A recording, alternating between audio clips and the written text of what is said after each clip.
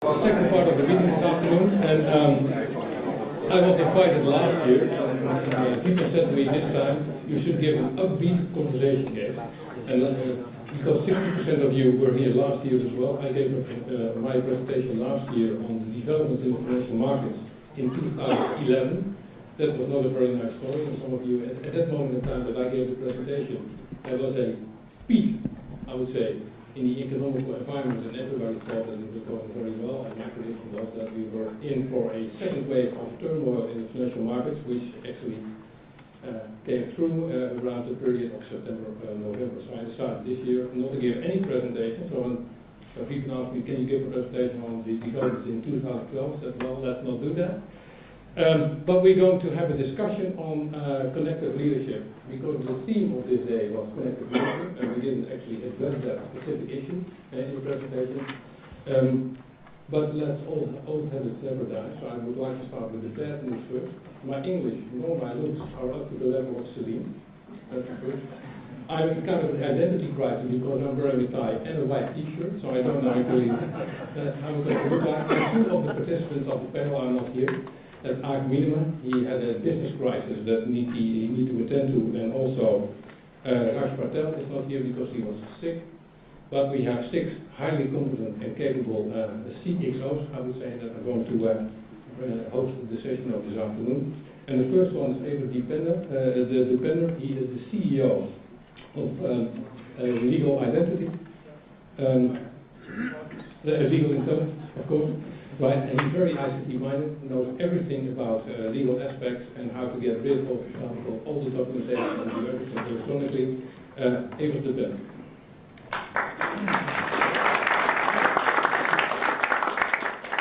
And then I would say we have an entrepreneur person who strongly believes in ultimate customer satisfaction and who is actually stimulating local management to innovate in developing their own markets. Remarkably, in his basically CV, I would say, is his entry as regards the hospitality group. When he came in, he said, let's get rid of the headquarters and let's actually build that as a supporting role to our businesses in the field, because that's where the money is earned. Probably you can understand what happened there, is that people in the field said, yes, he understands basically where the business is coming from, and all the people in the headquarters were shocked. But he's Peter Owen.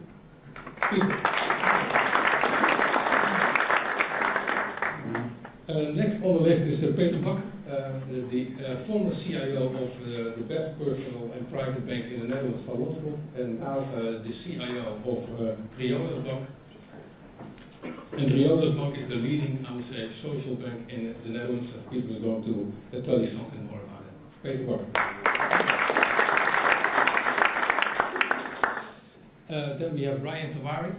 Ryan Tawari was the former MD of Cordaris Capital, a pension fund that managed 24 billion assets under management, is managing partner of Capital Investments, and is a senior executive in pension fund operations in the Netherlands. He works for Achmea, Delta Lloyd, and Swiss Life, and he's also the president and the CEO of Mahler Investment Fund, a highly successful fund currently in the Netherlands. Ryan Tawari. And the last one is Harry Witt. He is the member of the board of the Telegraaf Media Group and is responsible for local and regional developments, responsible for ADC Media and home combination and web ratio, and main focus on combination of strong performing local brands in the Dutch paper market. Last on the list is Fred. You all heard about Howard's Home, of course, right? I also said to Fred when he walked in, I didn't know Howard's Home. I thought it was something like Freddie Mae and Freddie Mac in the US, but it's a leading brand, I would say, in the Netherlands on news and syndication, and you heard all about Howard's Home in the previous presentation of Eric. He was responsible actually from building Howard's Home point 1, I would call it, to what you saw here, 2.0, Fred van Dijk. Can you switch the presentation, please? So we had an interesting conversation during lunch with those CXOs to talk about connected leadership. And the first topic that I addressed to them basically is connected leadership. What does it mean to you? Is it a hype? Is it reality? Is it all wide in your roads, where to go? Or are you actually actively pursuing this?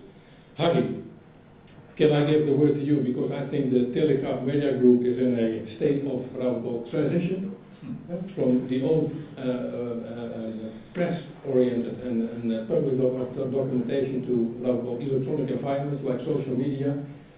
What do you think of this statement?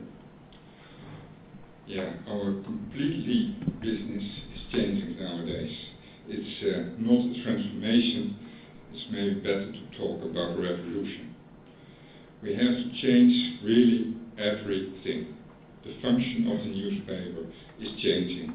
The way the journalists are working is changing very much. Advertisement is changing very much.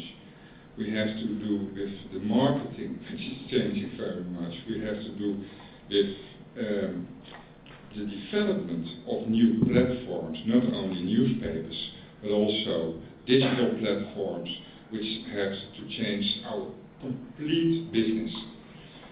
And for that reason, all the employees of our business have to change. And this is a big important turning point. So for that reason I speak about revolution in newspaper business. And in the past it was clear how everybody should work. It was a hierarchical, it's easy in Dutch, way of working and organization. And now we should create networks, not only networks in the company, but also networks outside the company. And especially when you have a company with a history of about 450 years, Haarlems Dagblad is the eldest newspaper in the world, 450 years. Until 2000, it was going fantastic. We had money enough. We didn't have any problem. And now we should change this company with an historic of 450 years, and we should change all these employees of us, and we should organize it more to networks. And that's a very big question. Right. Thank you very much. Peter, what does that mean to you? Well, if the industry Harry was talking about is changing very rapidly, then no doubt it's the same for the financial industry the last couple of years, and I don't think I need to explain this. By the way, out of interest, which of you changed banks the last 3 years? Right. Well, I didn't change the bank, my bank changed. that would be my next question.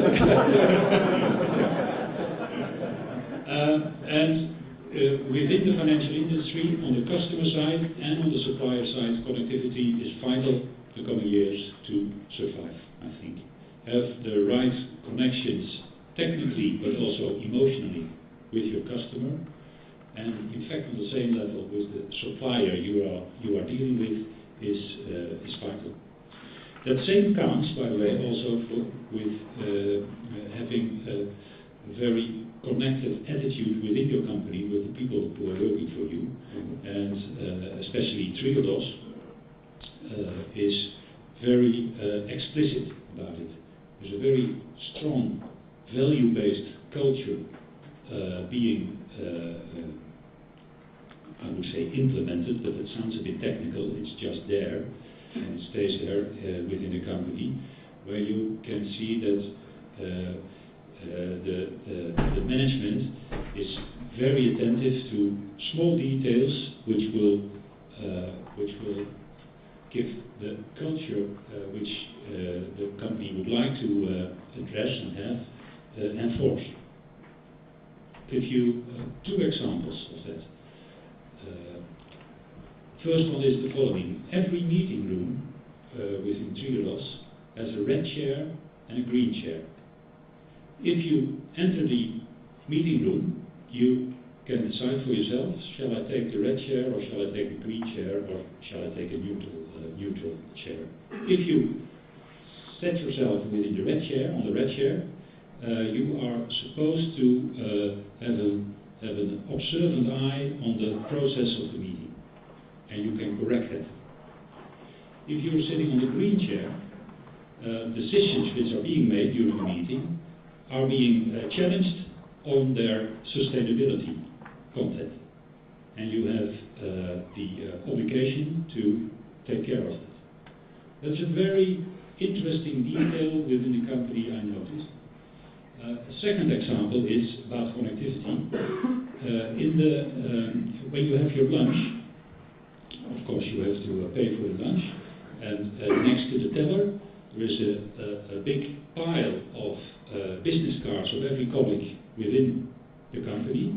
You can pick one out, look at if you know that colleague, and if not, you can invite him for lunch next day, in order just to get to know the people, your colleagues very well within the company. All right. So connectivity is the basis. Basis. Peter, what does it mean for you?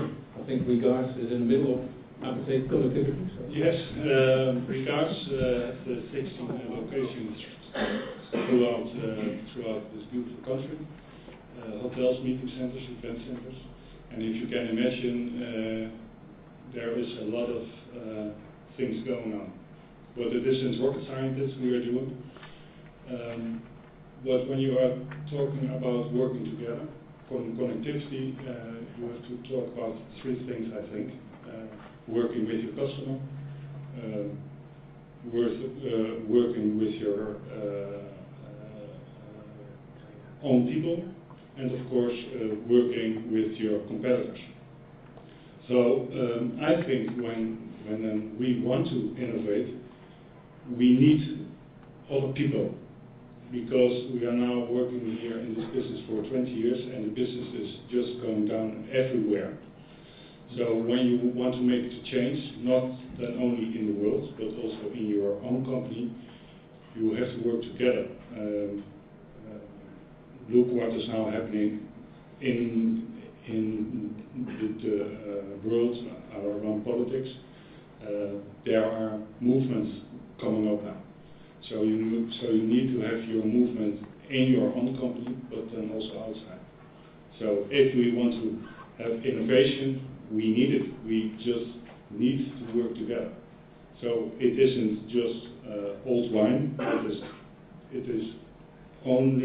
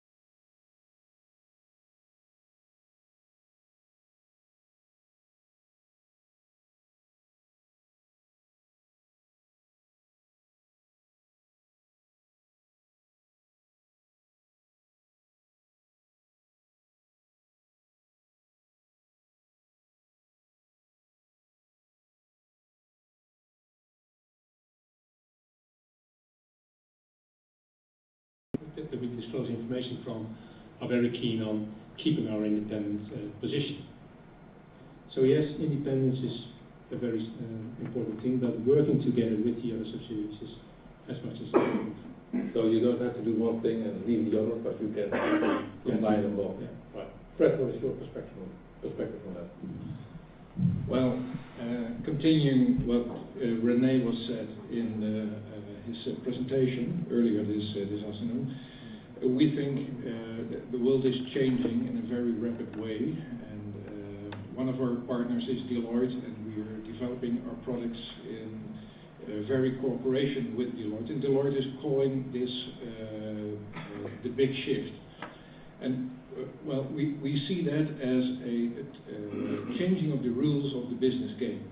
The buyer is in control, everything is transparent, information is there, so there is another way to work with other companies, with competitors, with your channels, with your individuals, and in that case, independence. Well, it's powered by the buyer. We see that we work together with sometimes our business partners and sometimes our competitors. The buyer is in control, and what he wants, we have to deliver it in a total solution. And I think that is one of the fundamentals of the big shift we are facing with. All right. Thank you very much. And then another question was also, when you have expectations or you don't have expectations at all, and that connected leadership, does that basically mean that you have to forget all the expectations that you have from each other, right? So are the most successful companies the ones that don't have any expectations of their partners anymore? Ryan, can you give your perspective on that? Yeah. I think leadership comes to the fact that you're able to see other expectations too.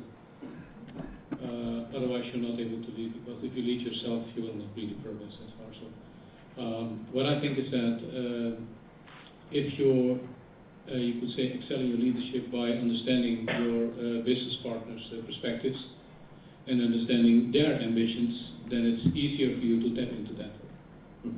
And that's why I think that connectivity is key for survival, because going back to the story on the hierarchy, is basically large organizations incorporating themselves mechanisms that are a barrier to innovation and creativity. So connectivity is just a key to survival, especially when you know that the larger you become, maybe the less adaptive you become, and the more issues you will have in order to innovate and adapt. And that's my rule of thumb, that the moment I can see I can tap into a creative hub somewhere else, it doesn't matter where on earth, to me it's much more important than setting up a new department. And that to me again is leadership. I guess you have to find creativity everywhere. You shouldn't confine yourself into your borders of your own organizations.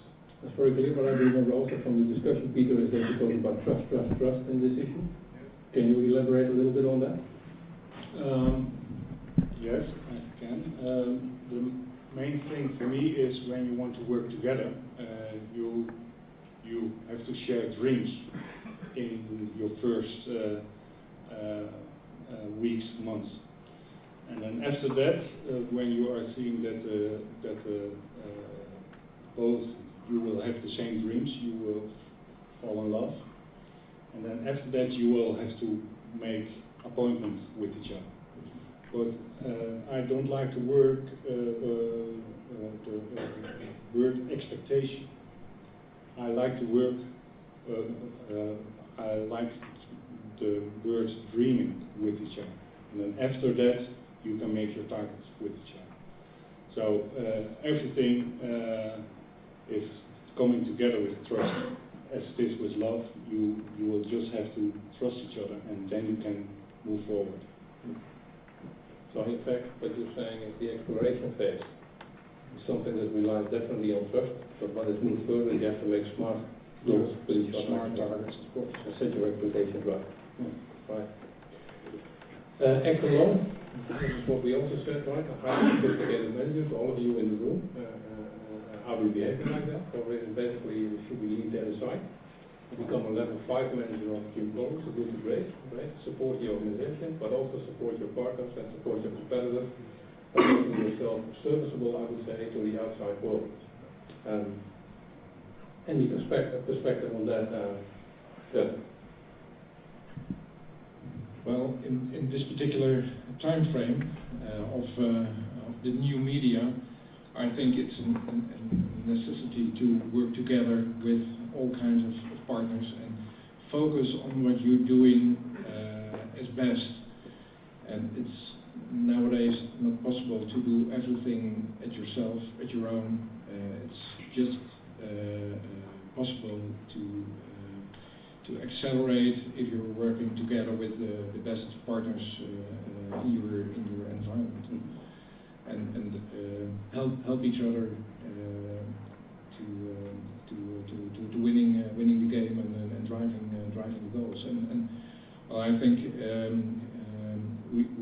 we are a company with a lot of outsourcing activities, outsourced activities, and I think that's the way we have to work in the future, more than we do now for the most companies. Outsource and do what you do best, and link to the rest. Yes, yeah, very clear. So Peter, how is that in the banking environment? Because not necessarily the banking community is an environment that basically is driving what I would call connectivity and collaboration, right? At least not in the perceptions of a lot of people, on the people's minds here in the room. Depending on the bank, which bank you're talking about. Forget about a little bit about Quion to go ahead. I think there is this, is it the US expression, walk the talk? Yes. If you really feel that connectivity is vital for your company as a whole, you should use all what is necessary in that in relation to that, also inside your company. And if you're not applying connectivity within your company, it will not succeed outside of your company. The finance industry as a whole is can learn a lot from instance, from the automotive industry, where cooperation and connectivity is really vital for that industry. It's not connectivity anymore. I think you should talk about symbiosis between companies within the automotive industry. The financial industry is far from that. We all know the example payment systems. I think every major financial major bank has its own payment systems, and a bit of cooperation there could do a lot, I think, also for the customer. Right, thank you. That's probably not what Victor Muller is going to say to you after the disaster, but I think I totally agree with you. That's a very good example. Peter. What is also very important that when you are doing business or when you are working together, people are talking about return on an investment. And then people always think about money, making money. But there is much more. There is also, when you are working together, you are getting knowledge inside your company. You are getting extra passion into your company. You are getting inspiration into your company. And then I think when you are really trying to work together, trying to dream with each other, maybe not in 5 months you are making money, but it will come back to you. That is my thought about being alive, but then also being a young businessman. Yeah. So it is more than money. So then we had a discussion on, yes, we must connect, but as you can see, we started off in the discussion this afternoon during lunch with all kinds of principles connectivity was all about, but at the end, after 2 hours of discussion, there was consensus that yes, we do have to connect, actually to be ready for the future. So it brings me to the last question that I have. Can you actually briefly explain for your company and basically what connectivity is all about in one sentence? So. Well, I repeat, do what you do best and link to the rest, and work together to get the best offering you can bring to your customers and your clients. All right, thank you. Harry, what does connective leadership mean to your Telegraaf Media Group? Is it a question? Yeah, that's a question. The question is, I have also how to organize the permanent interaction between changing markets and technology with the permanent changing of your own organization. And I think we have to do with inspire, change and cooperate, not only in the company but also between companies. All right. Thank you very much. Peter, at the other one. Trust your employees, trust your customer, and trust your suppliers, and based on trust, build expectations. All right. Thank you. Very interesting, everyone. That was my text. Yeah. So you already cooperating and connecting, right? Yeah, that's a really easy job. So that was legal intelligence, the same as 300 votes. All right. Probably found a new customer. Ryan, what does it mean for Mali investment funds? You asked me one word, it's successful. Because you can talk about survival, I mentioned survival before. We are working with hubs. You don't want to have a big organization. I come from a big organization background, and it was nice also. But basically we work with competence centers, as we know it previously, expertise centers. So we have one hub in Munich, we have one hub in Mumbai, we have one in London, and now we have the fund manager in Amsterdam. And the organization has 5 people in Holland, and that's it. We have 3 people sitting behind screens running our investments in Munich, and we have the real specialist sitting in Juhu Beach in Mumbai, which is not nice, I mean, not a bad place either. So to me it's tapping into resources and using that, which is very complicated. Yeah. Life is very tiresome, you can even ignore your families. But basically it's your way to survive, but it's all about success because your partners want success too. They want to benefit from their experience too. So to me it's success. All right. So people like your organization looking at screens and probably tomorrow playing games, if I understand it correctly. Peter, what does it mean for Riga? It is the only way for us, and it is fun, and we call it in Dutch, als je kunt delen, kan je ook veel sneller vermenigvuldigen. So it is our only way to grow. It's a pity the league is not here, because you probably like that phrase a lot. He is my commissioner. Thank you very much. So in fact there was consensus around the table that it's not old wine in new barrels, it's not a hype. It's something that you really have to do actually to move your company forward. So we still have 5 minutes time to take some questions from the audience. Is there anybody who would like to ask the panel for some of the statements on connected leadership?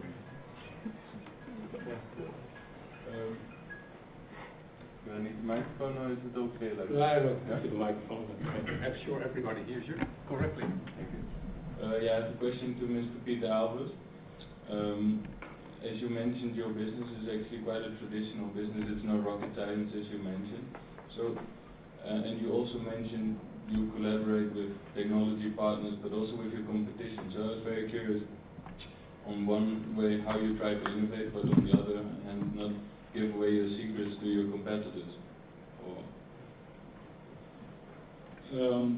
we already discussed this question during lunch. We all think that you can share a lot with your own competitors. But it mustn't be part of your main facility.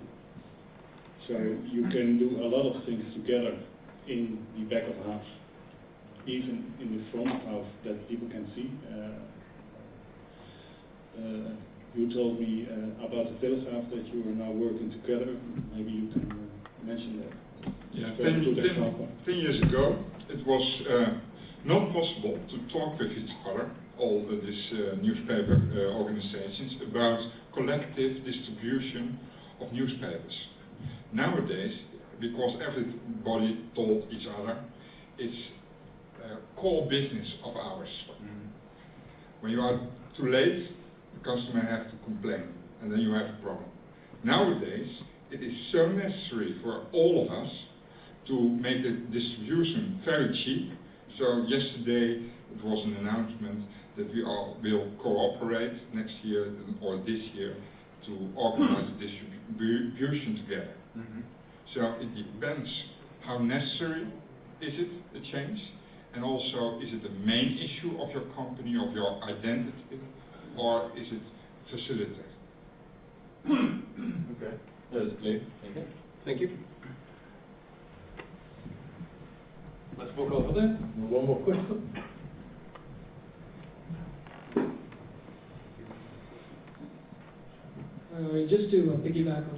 right there in terms of what it was 10 years ago to now. I wonder how that relates to your relationship with your strategic partners and your vendors, and then the expectations you have of them now, as opposed to what it was 5 or 10 years ago, keeping the stable contacts. Until 10 years ago, the telecom was a company which wanted to organize all things by itself and double. Yeah, because we had enough money. Nowadays, we have to change. It is necessary. So, we have to change not only this cooperation, but we have to change our behavior. And I think that's the most important and also the most difficult thing in this whole transformation, to change your own behavior. Clear? Thank you very much. There was one more question here. Peter?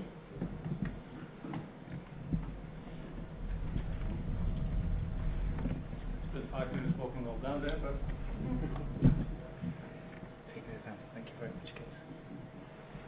Actually, I have a question for Mr. Bakker. You said, okay, walk the talk. If I would turn it around and say talk the walk, referring to your suppliers, what kind of attitude change do you require from your suppliers?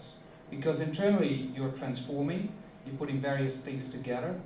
How would suppliers have to respond to you in order to remain or even become your suppliers? Be adaptive to organize yourself in such a way, even if you are a very big multinational supplier for a relative small company. Try to organize yourself in such a way that you can cope with the adaptiveness of smaller organizations in order to build on the trust with which every relationship, also in business, starts. So it's adaptiveness. And smaller organizations, Triodos is quite a small organization, tend to do business with companies of the same size, because you can then almost automatically accept that adaptiveness. But if huge companies are interested in being a supplier of companies like Triodos, you have to learn to accept it. Thank you. Probably because this is such a vital trend for the existence and the future of your organization, you're full of questions still to the panel. May I invite you actually to join the panel during the dinner sessions as well, so you can pose all your questions. The people are going to be here. Thank you very much, Brad. Thank you very much, Harry. Peter, thank you very much. Peter, Ryan, thank you very much. Peter, thank you very much for being here.